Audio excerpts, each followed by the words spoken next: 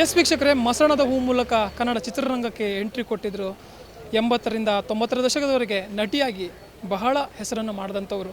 ಆದರೆ ಅದಕ್ಕೂ ಅತಿಯಾದಂತಹ ಹೆಸರು ಕನ್ನಡ ಅನ್ನುವಂಥ ವಿಚಾರಕ್ಕೆ, ಕನ್ನಡದ ಸ್ಪಷ್ಟತೆ, ಕನ್ನಡದ ಭಾಷೆಯನ್ನು ಬಳಸುವಂಥ ವಿಚಾರಕ್ಕೆ ಅತಿ ಹೆಚ್ಚು ಹೆಸರು ಮಾಡಿದಂಥ ಅಪರ್ಣಾ ಅವರು ಒಂದು ನಮ್ಮ ಜೊತೆ ಇಲ್ಲ. ಅವರ ಅಗಲಿಕೆ ಏನು ಇಡೀ ಕನ್ನಡ ಚಿತ್ರರಂಗಕ್ಕೆ ಹಾಗೆ ಎಲ್ಲ ಏನು ಕರ್ನಾಟಕಕ್ಕೆ ಒಂದು ನೋವನ್ನು ಉಂಟು ಮಾಡಿದೆ.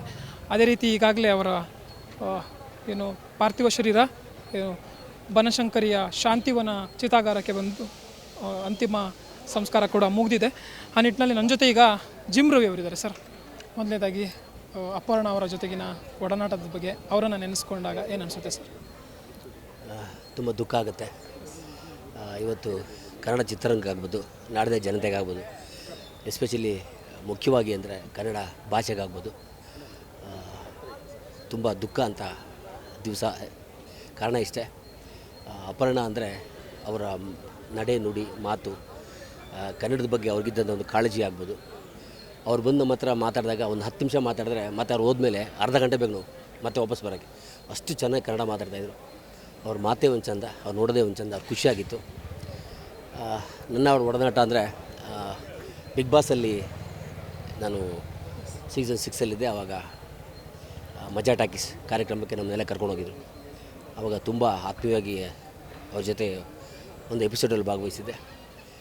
ಅದರಲ್ಲಿ ಇದು ಮಜಾ ಟಾಕೀಸಲ್ಲಿ ವರಲಕ್ಷ್ಮಿ ಅಂತೇಳಿ ಒಂದು ಕ್ಯಾರೆಕ್ಟರ್ ಯಾವಾಗಲೂ ಟೀಸ್ ಮಾಡೋದು. ಎಲ್ಲರೂ ಸೃಜನ್ ಲೋಕೇಶ್ ಆಗ್ಬೋದು, ಎಲ್ಲರೂ ಟೀಸ್ ಮಾಡ್ತಾಯಿರ್ತಾರೆ.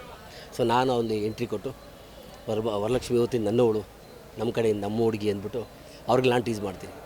ಸೊ ಅವ್ರ ಜೊತೆ ಇದ್ದಿದ್ದೇ ಒಂದು ಭಾಗ್ಯ ಪುಣ್ಯ ಅಷ್ಟೇ.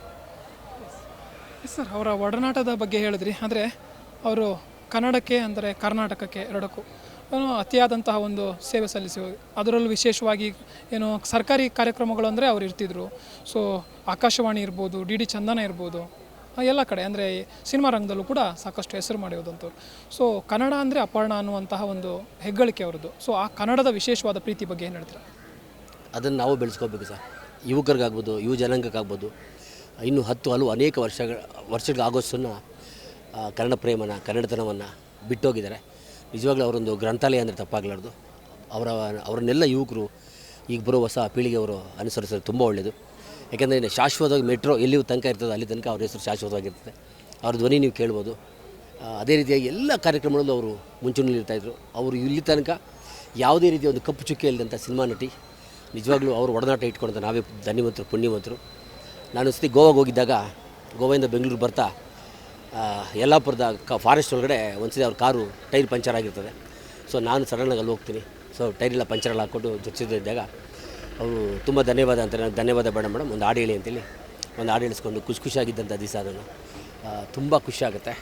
ಅವ್ರ ಜೊತೆ ಇದ್ದಂಥ ಫೋಟೋ ಕೂಡ ನಾನು ಅವಾಗಲೇ ಶೇರ್ ಮಾಡಿದ್ದೀನಿ ಎಲ್ಲರಿಗೂ. ಅವ್ರ ಜೊತೆ ಇದ್ದಂಥ ಫೋಟೋನ ನೋಡಿ, ತುಂಬ ಖುಷಿಯಾಗಿ ಶೇರ್ ಮಾಡ್ಕೊಂಡು ನಿಜವಾಗ್ಲೂ ತುಂಬ ಬೇಸರ ಆಗ್ತದೆ.